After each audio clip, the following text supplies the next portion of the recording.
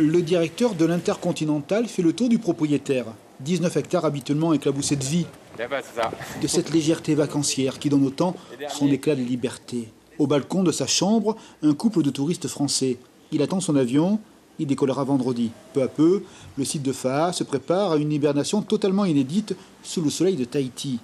Il restera ici quelques employés, à la piscine, au jardinage, à l'entretien des bâtiments, mais aussi en coulisses, en télétravail. Pour la partie marketing, garder le lien est une obligation. On reste en contact et on reste avec un contact dans les différents marchés, qui bien évidemment pour le moment est vraiment très limité. Et on ne se déconnecte pas de nos marchés principaux. Aujourd'hui, les États-Unis sont vraiment le marché qui va fournir la plus grosse partie de notre clientèle.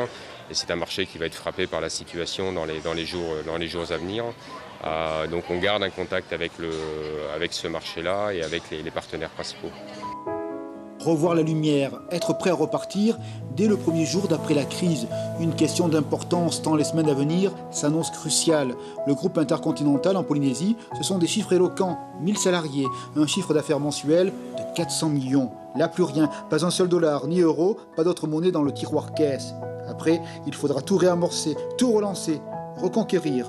L'histoire nous rappelle qu'en 2008, après la crise des dettes souveraines, le tourisme était tombé à pic.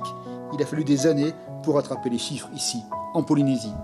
Il va falloir effectivement repositionner la destination. Il va falloir faire en sorte que les gens redécident de voyager aussi loin. Oui, il y a des vraies inquiétudes en termes de fréquentation touristique. Il y a des vraies inquiétudes au niveau de la condition économique avec l'ensemble de nos équipes. Donc il y a beaucoup de questions qui sont posées aujourd'hui et l'ensemble du groupe se pose beaucoup de questions sur l'après. Un constat, le tourisme est sensible aux réalités du monde. Cette crise-là le dit ô combien. Quand la planète s'enrhume, la Polynésie tousse, mais sûr, elle aura du souffle pour reprendre encore sa vertueuse croissance.